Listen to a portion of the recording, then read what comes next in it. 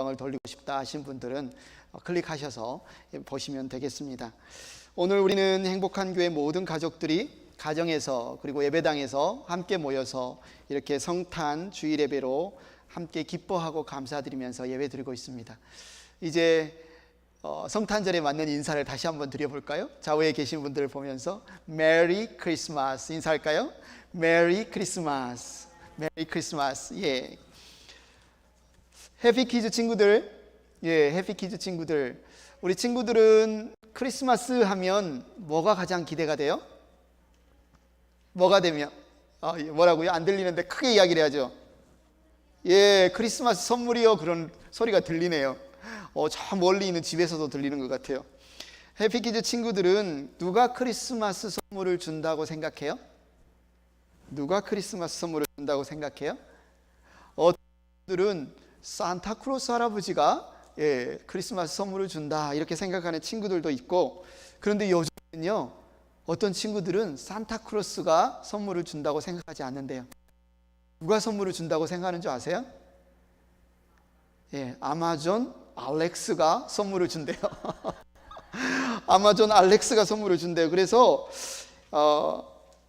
알렉스, 요즘 이제 저희 집은 구글을 쓰니까 아이 구글, 아니면 알렉스 나에게 젤리 100개 사줘 라고 하거나, 아니면 테슬라 전기차를 사줘, 아니면 무슨 토이를 사줘. 그러면 실제로 알렉스가 어떻게 해요? 바로 아마존에 주문을 한답니다.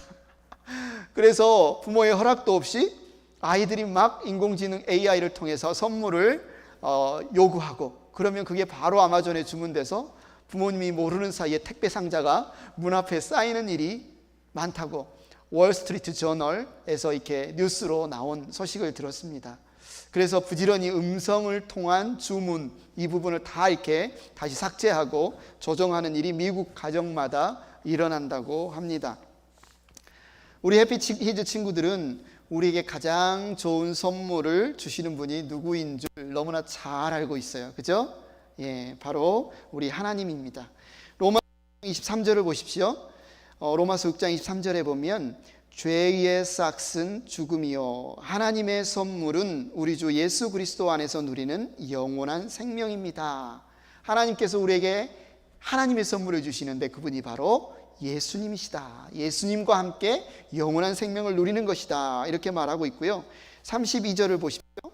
자기의 아들을 아끼지 않으시고 우리 모두를 위하여 내주신 분이 어찌 그 아들과 함께 모든 것을 우리에게 선물로 거저 주지 않으시겠습니까? 무슨 말입니까? 하나님께서 선물을 주시는 분인데 가장 좋은 선물 예수님을 우리에게 주셨을 뿐만 아니라 우리가 누리고 있는 이 모든 것, 우리의 생명, 우리의 건강, 우리가 밥 먹는 것, 우리가 옷 입는 것, 우리가 잠자는 것, 우리 친구, 우리 가정, 교회, 이 모든 것을 누가 주셨다고요? 하나님께서 우리에게 선물로 주셨다. 그래서 이제 크리스마스에는 우리가 어떻게 인사합니까? 방금 전에도 인사했죠? 메리 크리스마스. 메리 크리스마스. 무슨 뜻입니까? 메리, 무슨 말이에요? 즐겁게, 크라이스트, 예수님께 마스, 예배드리자. 메리 크리스마스는 우리 즐겁게 예수님께 예배드리자. 왜요? 하나님께서 우리에게 주신 최고의 선물이 바로 예수님이기 때문에 그렇습니다. 그래서 오늘 우리가 읽은 말씀을 통해서 왜 예수님께서 우리에게 최고의 선물이 되시는가, 최고의 크리스마스 선물이 되시는가 함께 나눠보기를 원합니다. 우리를 죄에서 구원하신 예수님이시기 때문에 그래요. 우리를 죄에서 구원하신 예수님이기 때문에 그래요. 오늘 보면 18절, 우리가 이제 어른들이 또 우리 아이들, 유스들, 청년들이 말씀을 읽어주셨죠. 너무나 얼굴을 보고 싶어서 우리가 이렇게 기획을 했는데 얼굴을 다들 보시니까 너무 반가우시죠? 너무 좋죠? 가슴이 막 벅차오릅니다. 18절을 보면 이렇게 시작을 해요. 예수 그리스도의 태어나심은 이러하다. 곧 예수님의 탄생에 관한 이야기가 오늘 본문입니다. 그의 어머니 마리아가 요셉과 약혼하고 나서 같이 살기 전에 마리아가 성령으로 잉태한 사실이 드러났다. 마리아의 남편, 이제 남편이 분명해요. 약혼했기 때문에 남편 요셉은 큰 충격에 빠졌어요. 왜요? 약혼은 했는데 당시의 약혼은 결혼식이나 다름없습니다. 이제 결혼이나 다름없어요. 공식적인 부부가 되었는데, 근데 아직 같이 살지는 않고 있을 때에 어떤 소식을 들었어요? 아내 마리아가 아이를 임신했다. 나와 전혀 상관없는, 그럼 누구 아이입니까? 분명히 요셉의 아이는 아닌데 엄청난 충격을 받았습니다. 그러나 그 충격을 추스리고, 그래도 요셉은 의로운 사람이기 때문에, 그래, 이것을 동네방네 떠들면 마리아가 돌에 맞아 죽을 수 있고 어려운 상황에 처할 것 같으니까, 그래, 조용히 결혼은 없었던 걸로 하자. 파혼하려고 이제 마음에 딱 마음 먹고 있는데, 그날 밤 꿈을 꿨어요. 하나님께서 천사를 보내서 어떻게 해서 마리아가 아이를 임신하게 되었는지 그 설명을 합니다. 오늘 본문 20절에 말하지요. 요셉이 이렇게 생각하고 있는데 주님의 천사가 꿈에 그에게 나타나서 말하였다. 다윗의 자손 요셉아, 두려워하지 말고 마리아를 내 아내로 맞아들여라. 그 태중에 있는 아기는 성령으로 말미암은 것이다. 이렇게 말하는 거예요. 그러니까 마리아가 요셉을 배신해서 임신한 것이 아니라, 이것은 하나님의 뜻에 의해서 성령의 능력으로 아이를 갖게 된 것이다. 그러니까 두려워하지 말고 약혼한 그대로 이제는 마리아를 아내로 맞아들여 결혼 생활을 해라. 이렇게 말한 거죠. 그러면서 마리아가 낳게 된, 소리가 접촉이 불량합니까? 어떻게 지으라고 말씀하셨어요? 21절에 말합니다. 마리아가 아들을 낳을 것이니 너는 그 이름을 예수라고 하여라. 우리가 예수 그리스도라고 부르는 예수라고 하여라. 그가 자기 백성을 그들의 죄에서 구원하실 것이다. 그래서 예수라는 이 부분을 우리 세번역 성경에서는 친절하게 이렇게 설명하고 있습니다. 예수는 주님께서 구원하신다 라는 뜻을 지닌 히브리어 이름 여호수아, 예수아, 이것을 헬라어로 바꾸어서 부른 이름이다, 이렇게 적혀 있죠. 예수라고 지으라고 했어요.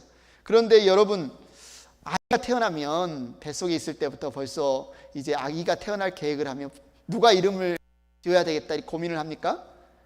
그 아이의 부모님들이, 요즘은 그 아이의 부모님들이 우리 뱃속에, 엄마 뱃속에 있는 아이를 태어나면 어떤 이름을 지을까, 이런 고민들을 합니다. 그런데 당시에는 아이의 이름을 지을 권한이 누구에게 있었냐면 바로 아버지에게 있었어요. 아버지에게. 그런데 지금 하나님께서 천사를 보내서 요셉에게 마리아에게서 아이가 태어나면 그 이름을 예수라고 지어라 라고 하셨다는 말씀은, 마리아 뱃속에 있는 아이의 아버지가 누구라는 겁니까? 하나님이시라는 거죠. 이 아이는 내 아이다, 내 아들이다, 이 사실을 지금 말씀하세요. 그런데 요셉에게 또 뭐라고 명령하시는 거예요? 이름을 지을 뿐만 아니라 아이의 엄마인 마리아를 내 아내로 맞아들여라. 그러면 이제 요셉을 무엇으로 임명하는 겁니까? 친자식은 아니지만 의붓 아버지, 스텝파더가 되는 거죠. 요셉, 네가 스텝파더가 되어서 예수님을 잘 양육해라. 이 권한을 위임하는 겁니다. 자, 지금 마리아의 뱃속에 있는 아기가 누구라고요? 예수라는 이름은 사실 당시에 흔한 이름이었어요. 당시에 유대인들 남자들 중에 예수라는 이름을 가진 사람들이 꽤 많았습니다. 좀 전에도 말한 것처럼 히브리어로는 예수아, 호세아, 요수아, 이런 이름들이 이렇게 발음을 했고요. 그게 헬라어로 발음을 하니까 예수. 그런데 그 뜻이 무엇이냐? 주님께서 구원하신다. 주님께서 구원하신다. 그러면 왜 태어날 아기의 이름을 하나님은 예수라고 지으라고 하셨을까? 예수라고 지으라고 하셨을까? 이 예수에 대해서 시편 130편 8절 말씀에 보면, 이것은 이미 하나님이 메시아를 보내주실 것인데, 구원자를 보내주실 것인데, 그리스도를 보내주실 것인데, 그의 이름은 이렇게 될 것이다 라고 말씀하신 말씀이 시편 130편 8절 말씀이에요. 오직 주님만이 이스라엘을 모든 죄에서 속량하신다. 우리를 구원하실 주님으로 오실 분의 이름은 죄에서 속량하시는 분, 이런 뜻인 거죠. 그래서 예수님 자기 백성을 그들의 죄에서 속량, 구원하시기 위해서 오셨습니다. 이 구원과 속량은 같은 말이에요. 무슨 말이냐면 영어로는 redeem이죠. 종이 되었어요. 노예가 되었어요. 그런데 그 종된 노예된 사람을 누군가가 와서 값을 다 지불하고 그 노예된 삶에서 해방시켜 자유롭게 해주는 것, 그게 바로 속량이고 구원입니다. 우리가 죄와 죽음의 노예가 되어 있을 때 하나님께서 우리를 그 죄와 죽음에서 구원하시기 위해서 그 아들을 보내주셨는데 그 이름이 예수라. 그런데 예수님이 30살이 되어서 공생애를 시작하실 때 예수님의 제자들, 그리고 예수님의 말씀을 듣는 많은 사람들은 예수님을 어떻게 생각했냐면, 이분을 우리의 우두머리로 삼자, 우리의 왕으로 삼자, 그러면 우리가 잘 먹고 잘 살 수 있을 것 같아, 이렇게 생각하거나, 아니면 우리가 많이 아픈데 우리의 질병을 고쳐주는 의사이지 않을까, 그냥 정치적인 왕이나 정치적인 의사, 병에서 고쳐주는 의사 정도로 생각을 했어요. 그러나 예수님은 단순히 사람들을 정치적인 부분에서 구원할, 아니면 질병에서 구원할, 아니면 어떤 압제자로부터 구원할 그 구원만을 위해서 이 땅에 오신 것이 아니다. 우리를 죽음에서, 우리를 죄에서 구원하셔서 영원한 생명을 선물로 주기 위해서 이 땅에 오신 분이다. 그래서 그 아들의 이름은 뭐다? 예수다. 이렇게 말씀을 하신 거죠. 오늘 우리는 지금 성탄절을 기념하며 함께 모여서 기뻐하며 예수님께 예배와 경배를 드리고 있어요. 왜 그렇습니까? 하나님의 아들이신 예수님께서 우리를 죄에서 구원하실 분이기 때문에 그렇습니다. 이제 2020년도 2주밖에 남지 않았네요. 어르신들이 종종 그럽니다. 나이만큼 빠른 속도로 시간이 간다. 2주 남긴 시간을 보면서 저도 종종 한번 생각을 해봐요. 야, 2020년 어떻게 흘렀지? 그는 조금 더 생각을 해봅니다. 내 인생, 벌써 내 나이 이제 곧 50이 가까이 오는 이 나이 어떻게 여기까지 왔지? 흘러봅니다. 생각해봅니다. 그런데 그렇게 생각할 때마다 많은 분들이 고백하는 것처럼 저도 그런 생각이 들어요. 2020년 정말 험난했던 시간 아닙니까? 바이러스, 여러 가지 경제 위기, 우리가 모여서 예배도 드리지 못한 이런 상황. 예수님을 몰랐다면, 내가 예수님을 안 믿었다면 어떻게 되었을까 내 인생이? 나는 진작 죽지 않았을까? 나 진작 절망해서 넘어지지 않았을까? 이런 생각을 해봅니다. 지금은 예수님 없는 나의 인생을 생각해 볼 수도 없어요. 왜 그렇습니까? 죄의 그 고통과 무게가 너무 무겁고, 죄 가운데서의 삶이 너무 고통스럽고, 죄의 결과가 너무나 비참하기 때문에 그래요. 죄 가운데서의 삶 어떻습니까? 우리를 사랑하시는 아버지, 우리를 지으신 하나님 아버지로부터 끊어진 삶, 그분의 사랑도 없이, 그분의 공급도 없이, 그분의 도우심도 없이, 그분의 생명도 없이 살아가는 삶이 바로 죄 가운데서의 삶입니다. 우리가 죄 가운데, 죽음 가운데 예수님을 모르고 있었을 때는 그 삶이 얼마나 비참하고 얼마나 소망 없는 삶인지 몰랐지만, 이제 예수님을 믿고 나니, 예수님께서 우리를 죄와 죽음에서 구원하시고 나니 그 삶이 보이지 않습니까? 주님이 우리의 아버지가 아니시라면, 주님이 우리에게 생명을 주시지 않는다면, 주님이 우리를 도와주시지 않는다면, 주님이 우리를 지키시고 보호하시고 공급하시지 않는다면 내일 무슨 소망을 가지고 우리가 살아갈까? 예수님, 하나님이 없는 삶은 왜 사는지, 무엇을 위해 사는지, 어떻게 사는지 그 답도 모르고 그냥 몸부림치는 삶인 거예요. 그러니까 열심히 산다고는 사는데 어때요? 그냥 죽음을 향하여, 죽음의 낭떠러지를 향하여 열심히 달려가고 있는 삶이 바로 예수님을 모르는 삶, 예수님이 없는 삶, 그 삶 아닌가요? 우리 교회 몇몇 집사님들이 종종 이렇게 이야기하곤 합니다. 목사님, 저 너무 억울합니다. 저 너무 억울해요. 나는 왜 어렸을 때 예수님을 몰랐을까요? 내가 어렸을 때 예수님을 알았으면 그때 그 느꼈던, 그 힘들었던 그 삶 가운데 내가 예수님을 알았으면 얼마나 좋았을까요? 내 인생이 어떻게 달라졌을까요? 또 다른 분은 이렇게 이야기합니다. 목사님, 저 너무 억울합니다. 제 청소년 시절, 제 유스 시절 제가 예수님을 믿었더라면 얼마나 좋았을까요? 얼마나 좋았을까요? 요즘 우리 행복한 교회 유스들을 보면 저는 너무나 부럽습니다. 이분들이 왜 이런 이야기를 할까요? 겪어보셨잖아요. 예수님 없는 삶, 죄와 죽음 가운데서 살아가는 삶, 그 삶이 얼마나 고통스러운지, 얼마나 그 죄의 무게가 무거운지 겪어보셨잖아요.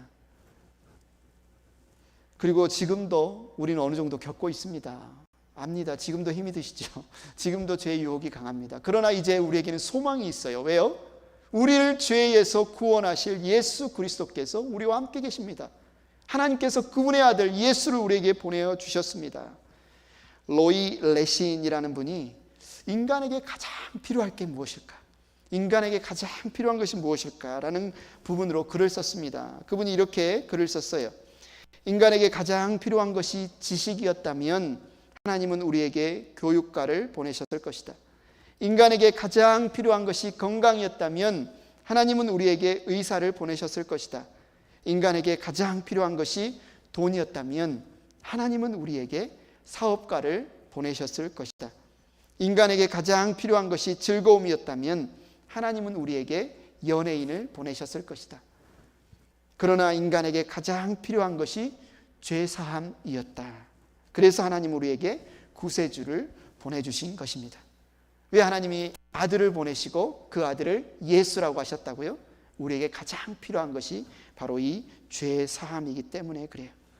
사랑하는 행복한 교회, 해피키즈, 행복한 뉴스 가족 여러분, 다른 것은 몰라도 이것 하나만은 분명히 말씀드릴 수 있습니다. 무거운 짐을 지고 나 홀로 지고 견디다 못해 쓰러질 때 나를 불쌍히 여겨 도와줄 분이 우리에게는 계세요. 우리와 함께 계세요. 나를 긍휼히 여겨주실 분, 나를 그 죄에서 건져주실 분 누굽니까? 예수님이 바로 이런 나를 구원하시기 위해서 이 땅에 오신 날이 바로 성탄절이고요. 그날이 바로 크리스마스입니다. 그리스도인으로서 크리스마스 하면 왠지 종종 이 두 사람이 자꾸 비교가 됩니다. 아마 여러분도 똑같을 거예요. 해피키즈 친구들, 크리스마스의 주인공이 누굽니까? 나야 나 아니죠. 누구예요? 예수님이잖아요. 크리스마스 주인공이 예수님인데, 그런데 크리스마스 시즌이 되면 학교에서 누구랑 가장 많이 사진을 찍어요? 막 행사를 합니다. 어떤 아저씨 수염이 여기까지 산타클로스 할아버지를 딱 모셔다 놓고 아이들이 줄 서서 순번 타서 막 사진을 찍어요. TV나 영화에서 가장 많이 나오는 인물이 누구예요? 산타죠. 마치 크리스마스의 주인공이 산타가 아닌가, 뭐 이런 착각이 들 정도로 그래요. 그래서 어떤 아이들은 기쁘다 구주 오셨네 이렇게 부르는 게 아니라 어떻게 노래를 불러요? 기쁘다 구주 산타 오셨네 이렇게 부를 만큼 뭔가 주인공이 바뀌는 듯한, 세계 어느 나라에도 없는 것이 없어요. 이 세상 학교에도 있어요, 놀이터에도 있어요, 쇼핑몰에도 있어요, 술집에도 있어요, 또 군대에도 있어요, 감옥 안에도 있어요, 심지어 교회 안에도 있어요. 온 세상 어디나 크리스마스 하면 등장하는 산타. 그런데 산타는 어떤 아이들에게 선물을 준다고요? 울면 안 돼라는 캐롤을 여러분 좋아하시죠? 제가 가사를 한번 적어왔는데 보실래요? 울면 안 돼, 울면 안 돼. 산타 할아버지는 우는 아이에게는 선물 안 주신대요. 산타 할아버지는 알고 계신데 누가 착한 애인지 나쁜 애인지 오늘 밤에 다녀가신대. 잠잘 때나 일어날 때, 짜증날 때, 장난할 때도 산타 할아버지는 모든 것을 알고 계신데 울면 안 돼, 울면 안 돼. 산타 할아버지는 우리 마을을 오늘 밤도 다녀가신대. 산타 할아버지가 선물을 주시는데요, 누구한테만 주신다고요? 우는 아이는 안 주고, 웃는 아이, 잘 웃는 아이, 저처럼 잘 웃는 아이, 착한 아이, 말 잘 듣는 아이, 그런 아이에게만 선물을 준답니다. 우는 아이한테, 나쁜 아이한테, 거짓말 선물을 안 주신답니다. 사실 비교할 수도 없지만 우리 예수님은 어떻습니까? 예수님은 못난 아이에게 다가가세요. 예수님은 삶의 무게가 버거워서 허걱대는 이들에게 다가가십니다. 혼자 살기 힘들어하는, 도움이 필요한 이들에게 먼저 다가가세요. 고통스러워하느니, 혼자 아파하느니, 자기가 지은 죄 때문에 어쩔 줄 몰라 하느니 이런 이들을 찾아가는 분이 바로 예수님입니다. 그리고 그 아픔과 고통 가운데서, 그들의 죄 가운데서 그들을 건져주시는 분이 바로 예수님이십니다. 그래서 그분의 이름이 바로 예수, 우리의 구원자입니다. 어때요? 이미 성탄절에 최고의 크리스마스의 최고의 선물이 될 법하지 않습니까? 하나님이 우리와 함께 하시는 예수님의 이름을 하나님이 예수님의 이름으로 다른 이름을 우리에게 또 주셨는데 그분이 바로 임마누엘입니다. 임마누엘. 예수 그리스도의 또 다른 이름인 임마누엘은 이렇게 한번 풀어볼 수 있어요. 임은 영어로 with, 함께한다라는 뜻이고요. 마누는 us, 우리와. 그리고 엘은 무슨 말이에요? 하나님, God. 그래서 합해보면 무슨 우리와 함께 하신다라는 뜻입니다. 예수님의 탄생은 그냥 우연히 즉흥적으로 갑자기 일어난 일이 아닙니다. 오늘 본문 22절, 23절에 보는 것처럼 이 모든 일이 일어난 것은 주님께서 예언자들을 시켜서 이르시기를 보아라, 동정녀가 잉태하여 아들을 낳을 것이니 그의 이름을 임마누엘이라고 할 것이다 하신 말씀을 이루려고 하신 것이다. 임마누엘을 번역하면 하나님 우리와 함께 계시다는 뜻이다. 예수님의 탄생은요, 아주 오래전에 하나님께서 수많은 예언자들을 통해서 미리 약속하신 것에 대해서 성취된 탄생입니다. 그런데 임마누엘이라는 단어가 왜 예수님의 탄생 이야기와 함께 나올까요? 그냥 이름을 예수라고만 지어주지 않고 예수 그리고 임마누엘이다. 왜 이 두 이름을 이렇게 붙여서 오늘 예수님의 탄생 이야기에 함께 나오는 걸까요? 예수와 임마누엘이 과연 무슨 관계가 있는 것일까요? 여러분 아마 창세기에서 요한계시록까지 성경을 쭉 읽어보신 분들은 누가 그분의 백성을 구원하시나요?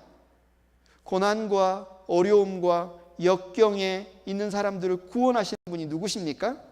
예, 하나님이십니다. 하나님이 우리를 구원하십니다. 하나님이 하나님의 백성들을 구원하십니다. 그래서 하나님이 인간을, 우리를 구원하신다라는 뜻이 예수잖아요. 그런데 하나님이 그 백성을 구원하시는데 어떤 방법으로, 어떻게 구원하시는가? 그 방법이 바로 이 이름 안에 나와 있습니다. 임마누엘. 어떻게 하심으로? 우리와 함께 하심으로 구원하신다.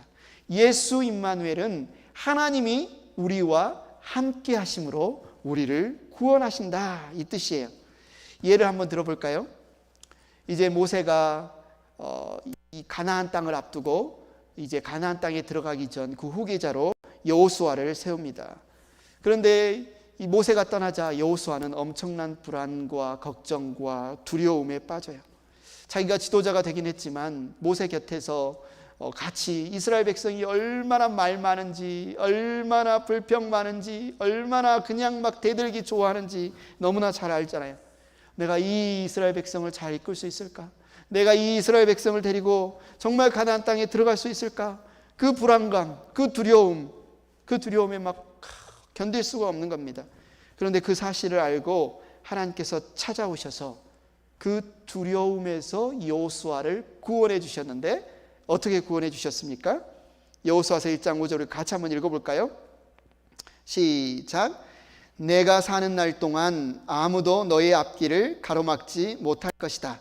내가 모세와 함께 하였던 것과 같이 너와 함께하며 너를 떠나지 아니하며 버리지 아니하겠다. 9절도 읽겠습니다. 내가 너에게 굳세고 용감하라고 명하지 않았느냐? 너는 두려워하거나 낙담하지 말아라. 내가 어디로 가든지 너의 주 나 하나님이 함께 있겠다. 하나님이 우리를 구원해 주시는데, 하나님이 여호수아를 구원해 주시는데 어떻게 구원해 주시겠다고요? 여호수아와 함께하며 버리지 않고 떠나지 않고 함께 하심으로 구원해 주겠다, 이렇게 말씀하고 있는 겁니다. 근데 이 사실은 모세도 너무나 잘 알고 있었어요. 그래서 이스라엘 백성이 하나님께 범죄하여서 하나님께서 그들을 진노하여서 멸망시키려고 할 때 모세가 간구합니다. 하나님 불쌍히 여겨주십시오. 하나님의 이름의 영광을 위해서 이들을 이곳에서 멸하지 마십시오. 그래서 하나님이 용서해 주십니다. 그런데 뭐라고 말합니까? 나는 너희와 함께 가나안 땅으로 함께 가지 않겠다. 내가 너희를 이끌 천사를 보내서 내가 너에게 약속은 했으니까 가나안, 젖과 꿀이 흐르는 가나안 땅으로 그 천사를 통해서 이끌어 주겠다. 그러나 나는 너희와 함께 가지 않겠다. 그런데 모세가 어떻게 기도합니까? 33장 15절에 이렇게 기도해요. 주님께서 우리와 함께 가지 않으시려면 우리를 이곳에서 떠나 올려보내지 마십시오. 무슨 말이에요? 주님이 함께 하시지 않는 것은 의미가 없습니다. 주님이 함께 하시지 않으면 우리 안 갈래요. 아무리 젖과 꿀이 흐르는 땅이랄지라도, 그것보다 10배, 100배 더 좋은 곳이라 할지라도 주님이 우리와 함께 하시지 않으면 의미가 없어요. 주님이 우리와 함께 하시지 않으면 그건 구원이 아니에요. 모세는 구원의 참된 의미를 알았습니다. 해피키즈, 행복한 뉴스 친구들, 요셉 아시죠? 요셉을 보세요. 요셉의 인생이 어려움에 처할 때마다 성경에 등장하는 표현이 있습니다. 형들에게 버림받고 이집트의 노예로 끌려갔을 때 창세기 39장 3절에 보면 이렇게 말합니다.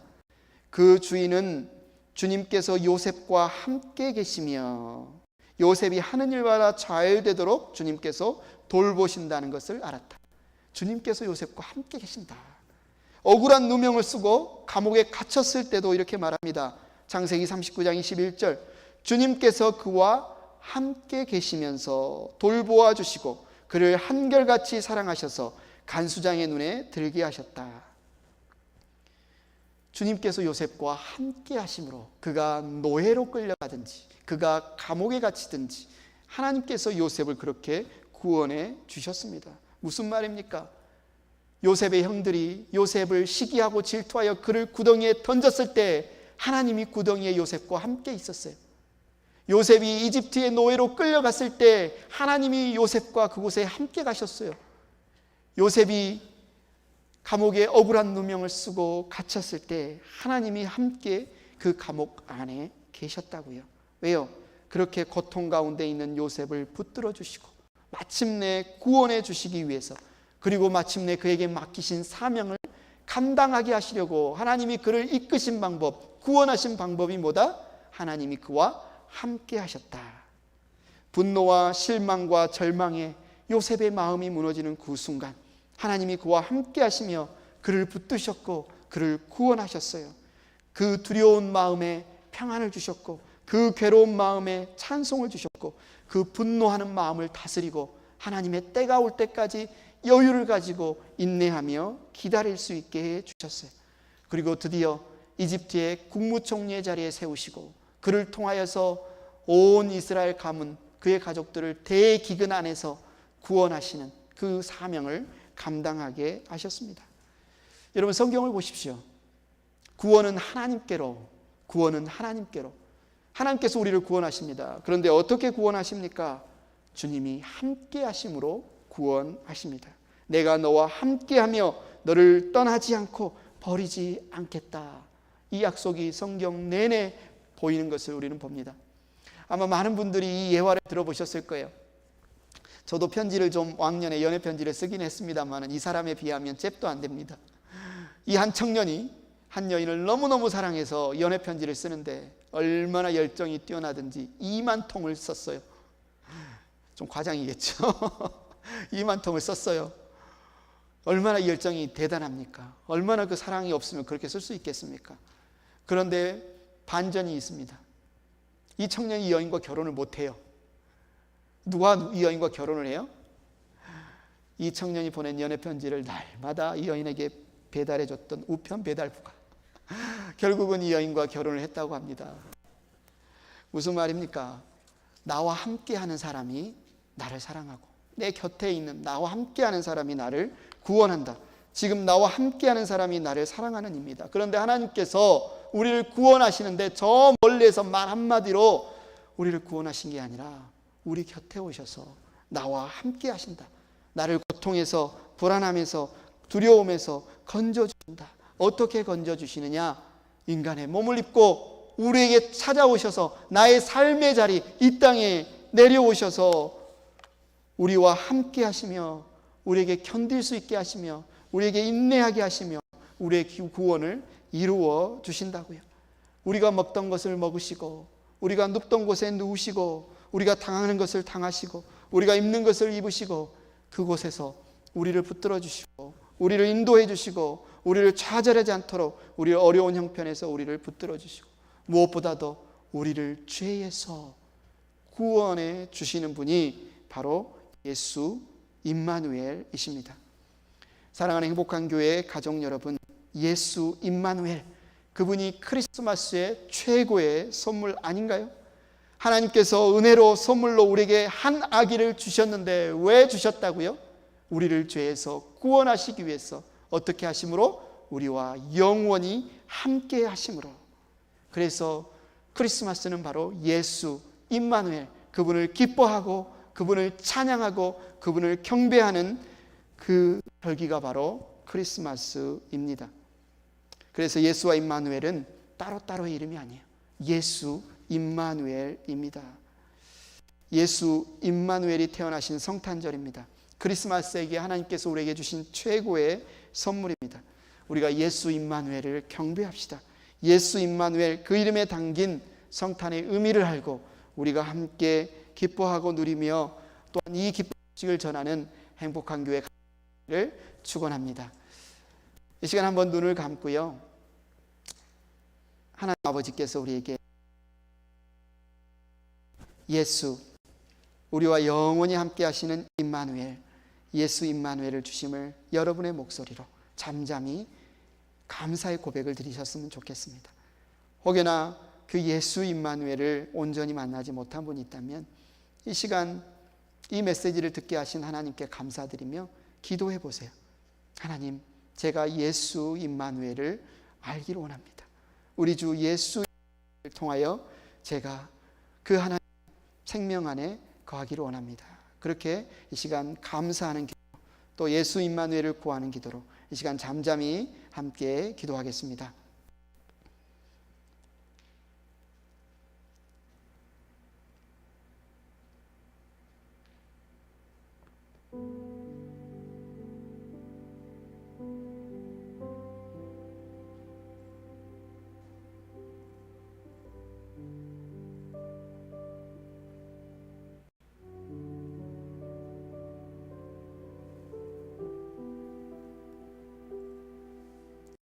사랑하는 하나님 아버지, 우리에게 최고의 선물을 주시니 감사합니다.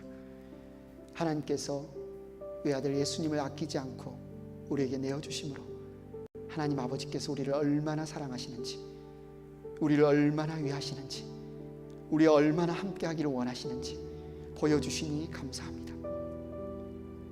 우리에게 예수로 오셔서 우리를 죄에서 구원하여 주시고, 우리에게 임마누엘로 오셔서 우리의 삶의 모든 자리, 모든 순간에 우리와 함께 하시며 우리를 떠나지도 버리지도 않고 우리를 구원하여 주심을 감사합니다. 이 기쁜 소식, 이 감사의 소식을 알고 우리가 정말로 찬양하는, 경배하는, 기뻐하는 성탄절 되게 하여 주시고, 이 기쁜 소식을 알지 못하는 이들에게 우리가 힘을 내어 전하기를 원합니다. 예수 임마누엘이 여러분에게 오셨습니다. 예수 임마누엘, 그분을 믿으시고 영원한 생명을 누리시고 그 죄의 무게, 죄의 싹신 사망과 죽음에서 빨리 나오라고, 그렇게 복음을 전하는 우리가 될 수 있도록 하나님 은혜 내려 주시옵소서. 이 최고의 선물을 누리며 이 최고의 선물을 나누는 우리가 될 수 있도록 은혜 내려 주시옵소서. 예수님의 이름으로 기도드렸습니다.